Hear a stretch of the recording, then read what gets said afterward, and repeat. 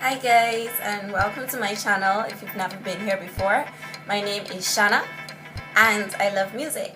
And today we're going to be reviewing the new album by Solange Knowles called A Seat at the Table. So what I wanted to do is I was planning to listen to the album for a little while longer and then review it next week.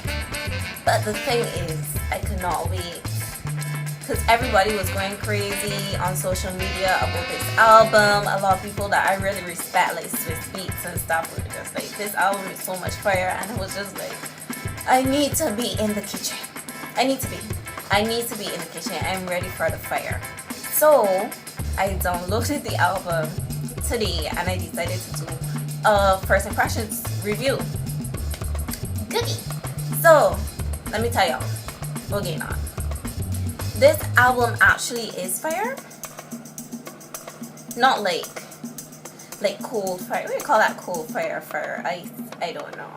Obviously, I don't know. But it's not like fire, like rap fire. Like you'd be like, oh my god, it's fire. But it's so cool that it's so hot, if you get me. So it's a very long album. It's 21 songs, 21 tracks on the album, which to me is good. I find that as the years have progressed since my album buying days, when I used to beg my parents to give me particular albums for Christmas, that each year that the albums got shorter and shorter, but now it's seeming to go in the other direction. Thing is going longer and longer, and I feel that's because artists are more focused on artistry and not being a sellout or whatever. It's such a big thing in the industry now, and I am not vexed, because then we get great albums coming out like Seat at the Table, which is not trying to be commercial, trying to be something that is not. And I really like that about Solange. She always kills it her own way.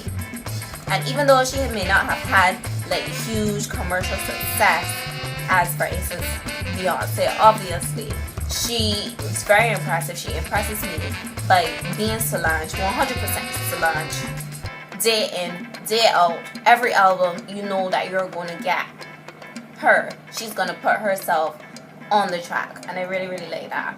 So she just got married. She had a baby recently.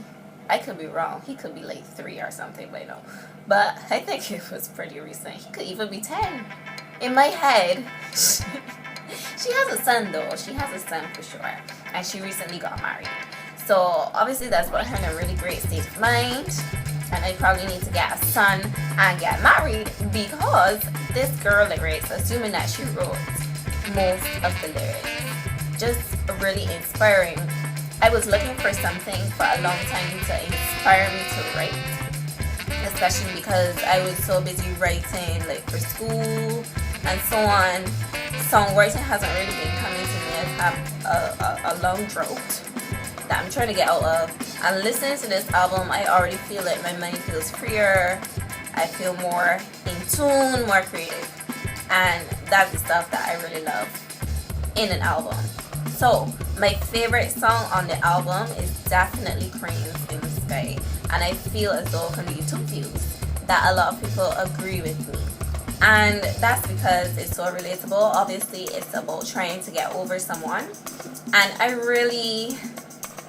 understand what she means, because for me, if I'm into someone, I am into them like until the end of time, until I decide for myself, okay, well, Shanna, you done with that, or you need to done with that. Or most of the time, I probably just wean myself off of said person, and then I say, you know what, I'm good now, so I just never talk to you ever, so that I will always be good.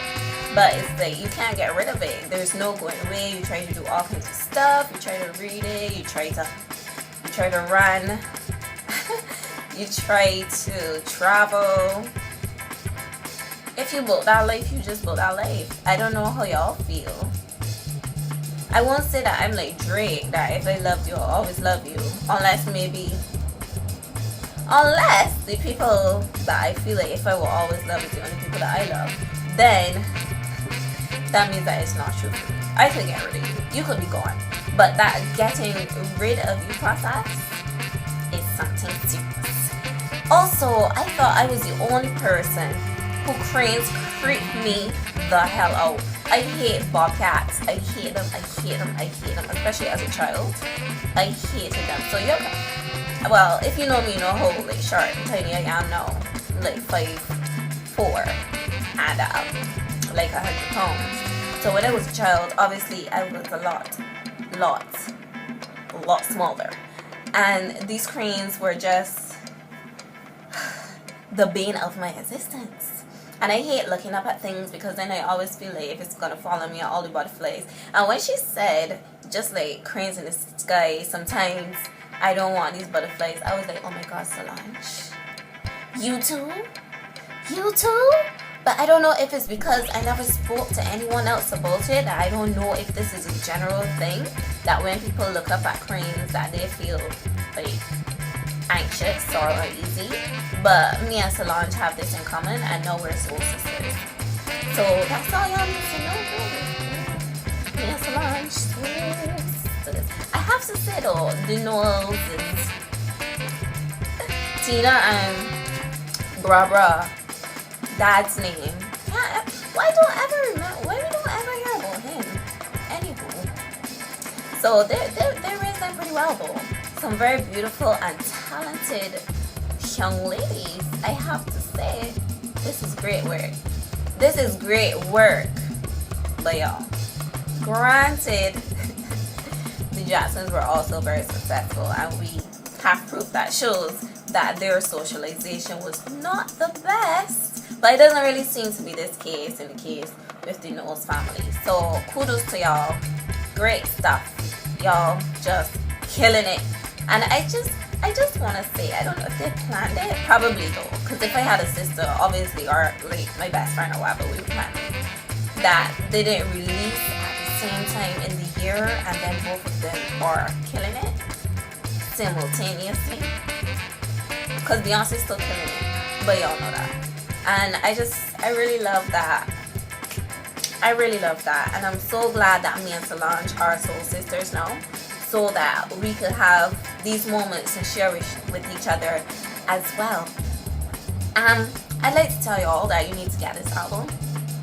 It is worth it. It is a soul album. It's not a pop album for those who are not familiar with Solange. So if you're not into soul music or R&B like that heavily, it might not be for you, but you should definitely check it out on YouTube and see if it's something that you'd be interested in.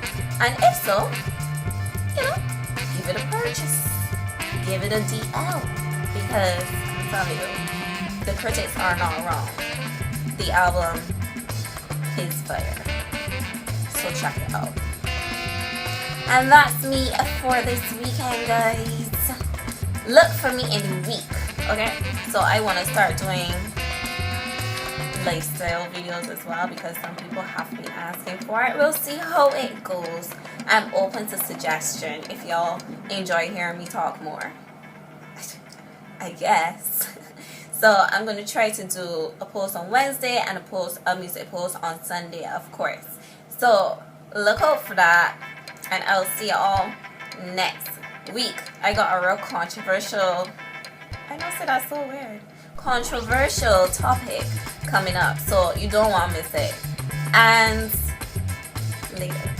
like, subscribe, and if you like it enough, share with your friends. You always gotta share the love, share the music, definitely share a seat at the table. See what I did there? What?